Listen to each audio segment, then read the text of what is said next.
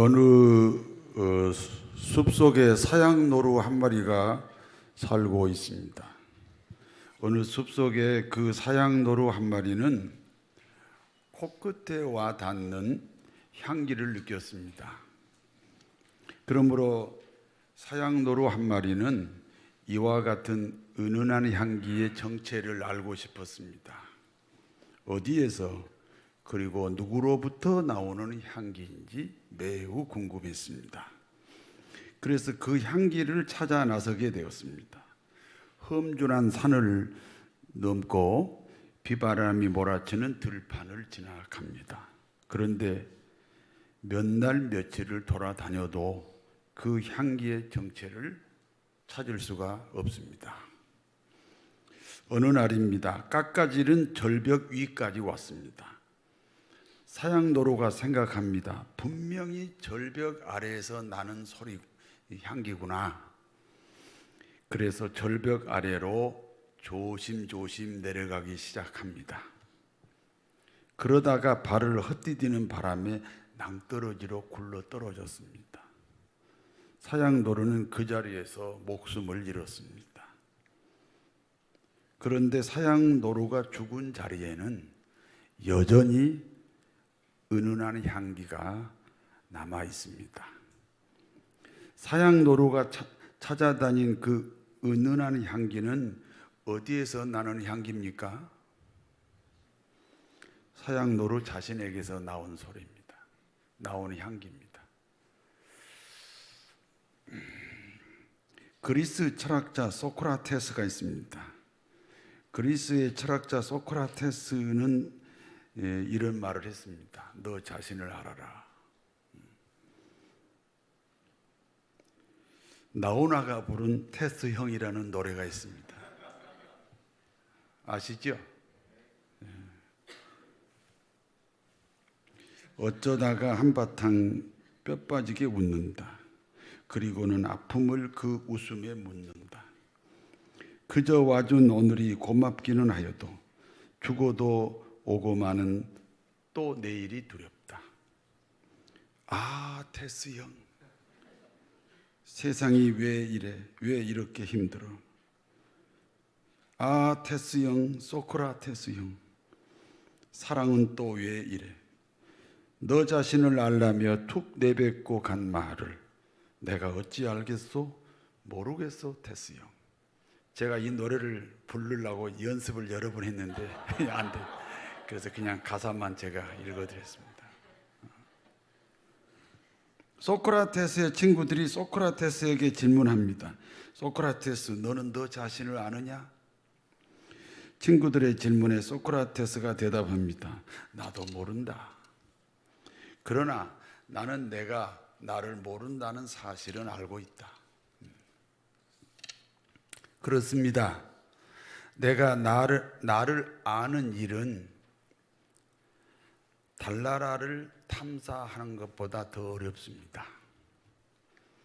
칼 마르크스라는 사람이 있습니다. 칼 마르크스는 인류 사랑이 남다른 사람입니다. 그래서 이 세상이 가장 행복할 수 있는 방법이 무엇인지 연구하기 시작합니다. 그가 그와 같은 연구를 하는 동안에 집안이 매우 가난했습니다. 먹을 것이 없습니다. 그래서 어느 날 자기 아들이 굶어 죽었습니다. 아들이 굶어 죽은 날도 여전히 자기 연구실로 발걸음을 옮겼습니다. 그와 같은 인고의 고통 끝에 나온 이론이 공산사회주의 이론입니다. 그런데 말입니다. 칼 마르크스가 만든 공산사회주의 이론은 인류의 큰 재앙이 됐습니다. 저는 가끔 그렇습니다. 그때 그 칼 마르크스가 그런 이론을 세상에 안 내놓았으면 얼마나 우리가 더 살기 좋은 세상이 됐을까, 그런 생각을 할 때가 있습니다.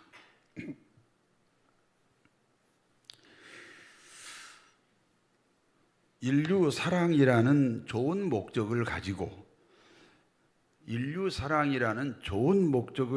만든 이론인데 무엇 때문에 인류 역사의 가장 큰 불행의 씨앗이 됐습니까? 인류 학자들에게는 두 종류의 줄기가 있습니다. 하나는 인간은 근본이 악하다는 주장입니다. 인간이 선악과를 먹은 사건 후에 인간과 하나님이 서로 단절이 됐습니다. 인간이 하나님과 단절이 되었으므로 인간의 모든 생존의 공급이 끊어졌습니다. 그러므로 다른 사람으로부터 공급을 받아야 됩니다. 결국 사람과 사람 사이에는 빼앗고 빼앗기는 생존 경쟁이 시작이 됐습니다. 그 결과 모든 인간은 자기 사랑에 빠지게 됩니다. 자기 사랑의 다른 말은 자신이 자신에게 주인이 되었다, 그런 뜻입니다. 지구상의 인구가 70억입니다. 그러면 지구상의 주인이 70억 명이라는 뜻입니다. 사공이 둘이면 배가 산으로 간다, 그런 속담이 있습니다. 그 배의 주인이 둘이면 바다로 가야 할 배가 산으로 간다, 그런 얘기입니다. 그러므로 지구라는 배에 70억이라는 사공이 있습니다. 그래서 인간은 선할 수가 없습니다. 인간이 선하지 않다, 기독교 중심 사상이기도 합니다. 다른 하나는 인간은 근본이 악한 것이 아니라 선하다고 하는 주장입니다. 사실 인간이 선하다면 예수님이 굳이 십자가에 죽을 이유가 없습니다. 그러므로 공산사회주의는 절대로 기독교를 용납하지 않습니다.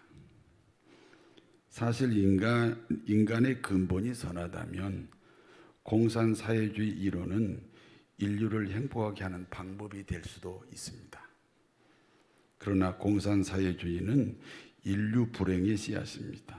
인류 재앙이요, 인류 불행의 씨앗이 어떻게 지구상에 뿌려지게 됐습니까? 인간이 인간을 알지 못하는 무지 때문입니다. 인간이 선하다고 하는 그 근거를 가지고 나온 이론이다 그런 뜻입니다. 인간이 인간을 모르기 때문에 나온 엄청난 비극입니다. 불신자가 기독교인이 되는 유일한 비결이 무엇입니까? 여러분 기독교인이죠? 그러면 여러분이 기독교인이 되었던 그 유일한 비결이 무엇입니까? 내가 누구인지 아는 데서부터 출발합니다. 나는 누구입니까? 나는 죄인입니다. 그와 같은 자기 발견이 하나님의 은혜요, 성령의 감동입니다. 어떤 청년이 주님을 찾아왔습니다. 그리고 이렇게 질문합니다. 선한 선생님이여, 내가 무엇을 하여야 영생을 얻으리까? 선한 선생님이여, 내가 무엇을 하여야 영생을 얻으리까? 주님을 찾아온 청년의 질문에는 두 가지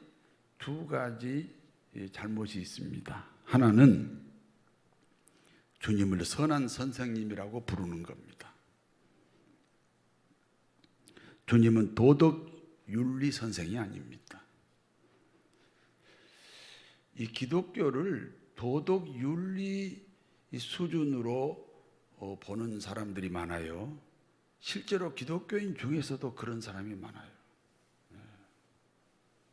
도덕 윤리적으로 살아야 되지만 기독교의 중심이 아니에요. 주님은 도덕 윤리 선생이 아니고 주님은 천지를 창조하신 하나님입니다. 그래서 선생님이 아니에요. 주님이라고 불렀어야 돼요. 다른 하나는 질문의 내용이 잘못됐습니다. 우리 그리스도인들은 영생 얻는 일에 자신이 해야 할 일이 없습니다. 영생을 얻으려면 죽음이라는 죄값을 치러야 돼요. 그러므로 어떤 사람도 자신의 죄값을 치를 수가 없어요. 그렇기 때문에 자신의 영생 얻는 일에 자신이 해야 할 일이 없어요. 우리는 주님이 하신 대속의 은혜를 받아들이면 됩니다. 내가 천국 가는 일에 내가 할 일이 없어요. 할 일이 있다면 기독교인이 아니에요. 할 수가 없어요. 그래서 하나님이 인간으로 오셔서 천국 가는 길을 다 만들어 주시고 우리는 그것을 믿기만 하면 됩니다. 그와 같이 주님이 다 이루어 놓으신 그 사실을 우리는 영접을 하면 주님의 죽음이 내 죄값이 되고 그리고 주님의 부활이 나의 영생이 되는 것입니다. 이 시간 주님을 영접하시겠습니까?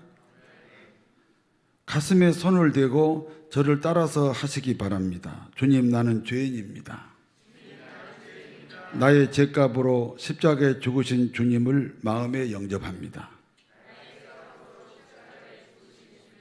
마음에 영접합니다. 이제부터 주님을 믿고 살겠습니다. 예수님의 이름으로 기도합니다. 그러므로 주님을 찾아온 청년의 질문 자체가 틀렸습니다. 질문이 틀린 사람에게 정답이 있을 수가 없습니다. 정답을 말해도 본인에게는 정답이 되지 않기 때문입니다. 그러므로 주님도 틀린 대답을 하십니다. 어찌하여 선한 일을 내게 묻느냐? 선한 분은 하나님 한 분뿐이시다. 물론 예수님도 하나님이 인간으로 오신 분이니까 선한 분이 맞습니다. 그러나 자신을 찾아온 이 청년은 주님을 하나님으로 지금 인정하고 있지 않습니다. 그래서 자기를 찾아온 청년 입장에서 대답을 합니다. 나도 선하지 않다. 하나님 한 분만이 선하시다.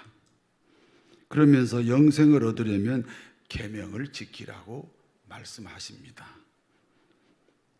여러분, 계명을 지켜서 율법을 지켜서 영생 얻는 것은 결코 아닙니다. 그러나 이 청년은 계명을 지켜서 영생을 얻는다고 생각하고 있습니다. 철저하게 그 청년 중심입니다. 이와 같은 주님을 보고 칼 로저스가 내담자 중심 상담이라는 상담 이론을 만들어냈습니다. 계명을 지키라는 주님의 말씀에 청년이 다시 질문합니다. 어떤 계명입니까? 살인하지 말라, 간음하지 말라, 도둑질하지 말라, 거짓 증언하지 말라, 내 부모를 공경하라, 내 이웃을 내 몸처럼 사랑해라.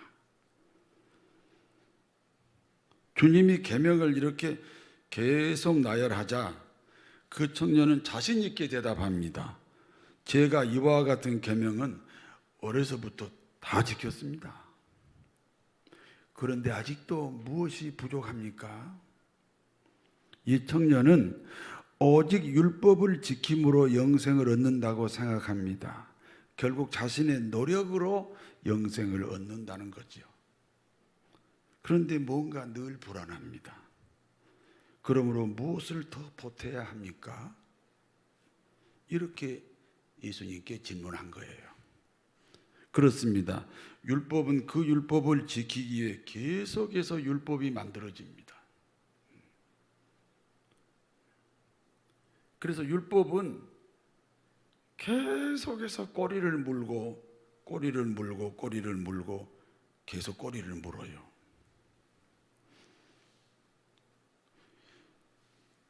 그렇기 때문에 율법주의자들은 율법을 지키면서 율법을 지키지 못하는 모순에 빠집니다.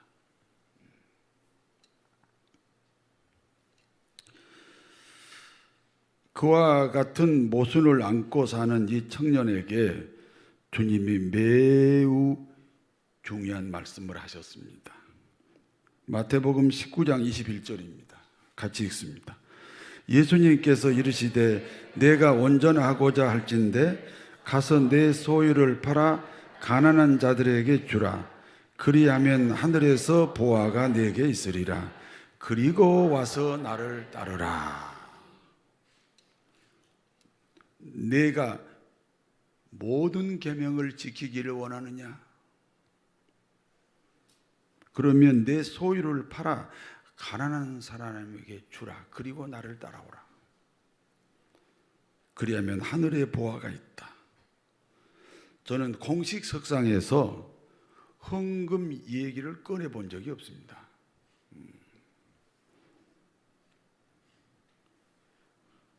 그러나 목사님의 가르침 중에 헌금을 내야 한다 이런 생각이 들었으면 그것은 하나님의 음성입니다. 그러면 헌금하시면 됩니다. 또 형편이 안 되면 안 해도 됩니다. 하늘에 보화가 있습니다. 하나님의 축복이 있다는 사실입니다. 그렇습니다. 자신의 통장에 돈이 있습니다. 그런데 주위에 돈이 없어서 고통받는 사람을 보았습니다. 하나님의 법에는 내 이웃을 내 몸같이 사랑하라. 이웃을 너처럼 생각해라. 그렇게 말씀하셨거든요. 그렇기 때문에 반드시 그 이웃을 도와야 됩니다. 문제는 그 고통받는 사람을 돕지 않았다면 하나님의 법을 지키지 못한 것이 분명합니다. 그러므로 재산을 팔아 가난한 사람에게 나누는 것도 율법을 지키는 일이 됩니다. 이와 같은 주님의 요구는 보편적인 요구는 아닙니다. 모든 사람에게 해당되는 교훈은 아니라는 뜻입니다. 이 청년의 경우에만 해당되는 교훈이에요. 사람마다 하나님의 교훈이 다 달라요. 신앙의 그 수준도 다르고 형편도 다 다르기 때문에 하나님이 어떻게 살아라 하고 하는 교훈은 사람마다 그 경우가 다 다를 수 있습니다. 오늘 네 재산 다 팔아 가난한 사람에게 주고 나를 따라오라고 하는 것은 이 청년에게 해당되는 교훈입니다. 이 청년은 율법으로 영생 얻는다고 생각하고 있습니다. 그러므로 율법으로 영생을 얻지 못한다는 것을, 네가 율법을 다 지키지 못한다는 것을 깨닫게 하기 위해서 주님이 청년에게 요구한 겁니다. 또 다른 교훈이 있습니다. 기독교인이 되려면 누구나 재산을 팔아 가난한 사람에게 나누어 주는 것은 아닙니다. 이 청년은 돈을 지나치게 사랑하는 사람입니다. 그렇기 때문에 이 청년은 돈 문제 때문에 언젠가 주님을 떠날 수 있습니다. 한 30년 다니다가 주님을 떠나버리면 30년 동안이 너무 아깝잖아요. 그래서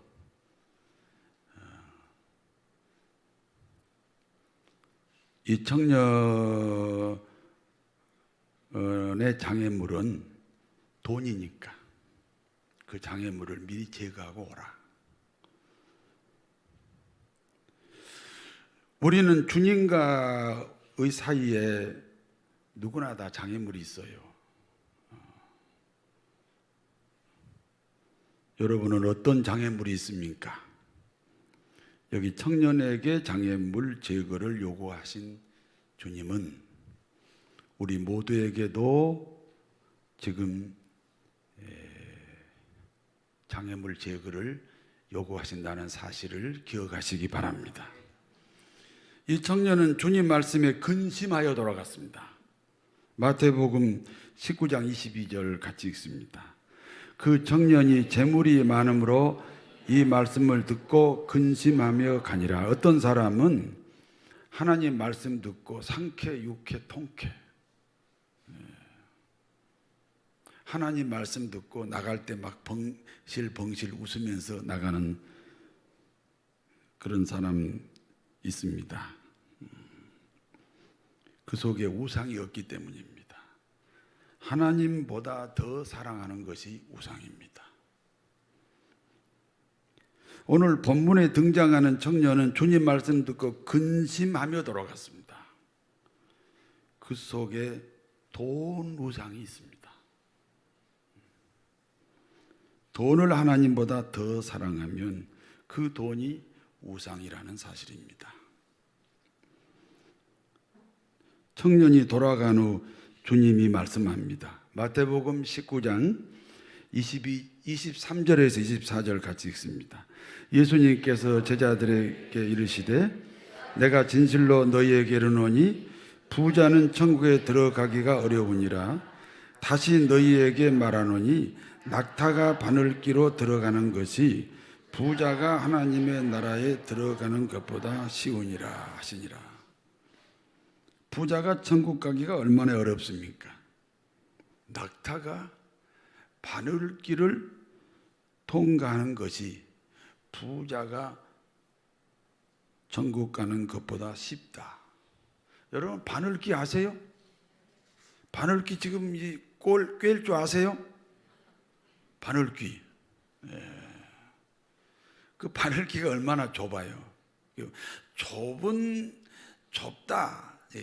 좁다는 것의 상징이죠. 낙타는요 황소보다 커요. 크다는 것의 상징이에요. 가장 작은 이 바늘기로 가장 큰 낙타가 통과하기가 쉬워요, 어려워요? 어렵어요. 그보다 더 어려워요. 부자가 천국 가는 것이 그보다 더 어렵다.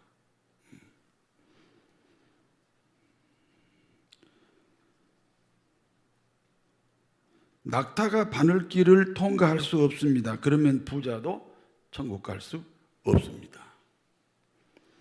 천지 만물을 만드신 분은 하나님입니다.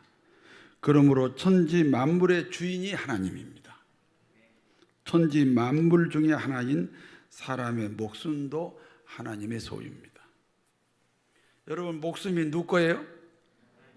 만약에 내 목숨이 내 거면 내가 끝까지 살아야지. 어느 날 누구나 원치 않는 죽음이 와요. 왜냐하면 소유권자인 하나님이 데려가는 거예요. 그렇기 때문에 그 사람이 소유하고 있는 재산도 당연히 하나님 거라 그 말입니다. 그러므로 기독교인은 하나님의 소유를 관리하는 청지기입니다. 기억하십시오. 1천억 청지기가 있고 1,000원 부자가 있습니다. 1천억 청지기라는 말은 내가 재산이 1천억인데 이 재산이 하나님 건데 나는 관리하는 사람이다. 그게 청지기고요. 그 다음에 1,000원 부자는 단돈 이 1,000원이 내 거야, 내 거. 하나님하고 관계가 없어요. 그러면 1,000원 부자예요.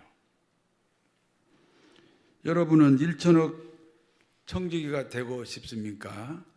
1,000원 부자가 되고 싶습니까? 대답을 하세요. 네.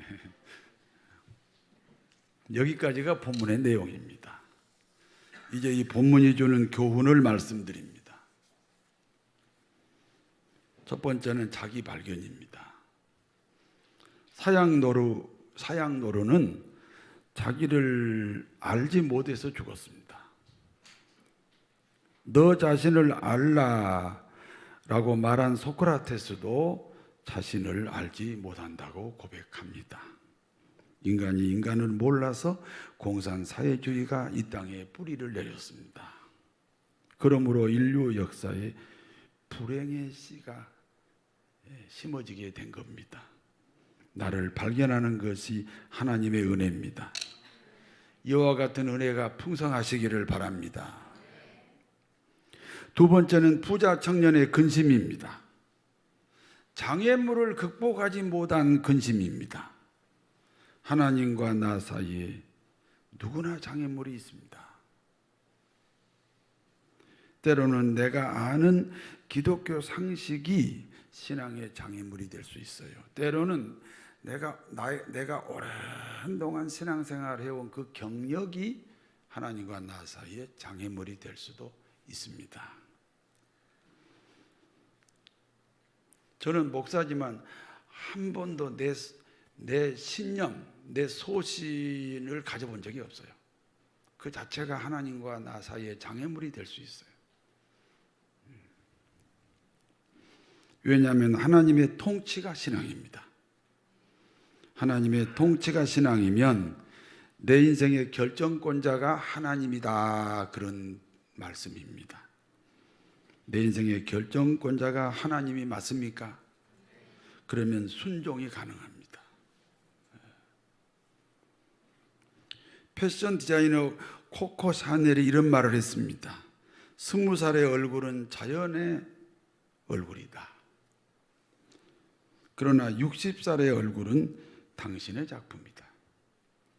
그 코코 샤넬은 사실은 50살이라 그랬는데 내가 10년을 올렸습니다. 세상이 변했잖아요. 60살의 얼굴은 당신의 작품이다. 하나님의 통치가 있는 신자는 행복합니다. 그러면 자신의 얼굴이 자신의 작품이 될 수 있습니다. 세 번째는 소유권 고백입니다. 이 세상의 소유권자는 오직 하나님.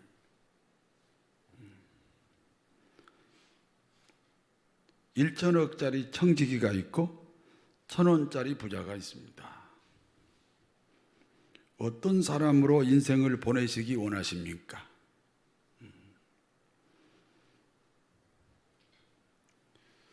어떤 사람은 그래요. 내가 피아노를 이제 유치원 때부터 쳐가지고 내가 피아노를 잘 쳐. 내가 그 배운 거야. 그러니까 그건 하나님하고 관계없다. 아닙니다. 하나님의 허락했기 때문에 피아노를 칠 수 있는 겁니다. 그것도 하나님 겁니다.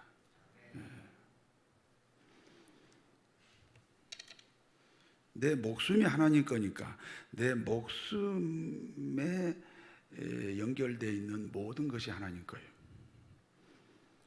여러분은 1천억짜리 청직입니까? 대답을 잘 하셔야 돼요. 그러면 1천억 부자가 될 수 있어요. 아니, 부자가 아니고 청지기가 될 수 있어요. 1천억짜리 청직입니까? 1,000원짜리 부자입니까? 이게 천국 지옥이 갈라지는 거예요. 당신이 가지고 있어도 하나님의 소유입니다. 그래서 하나님은 굳이 달라고 한 거예요.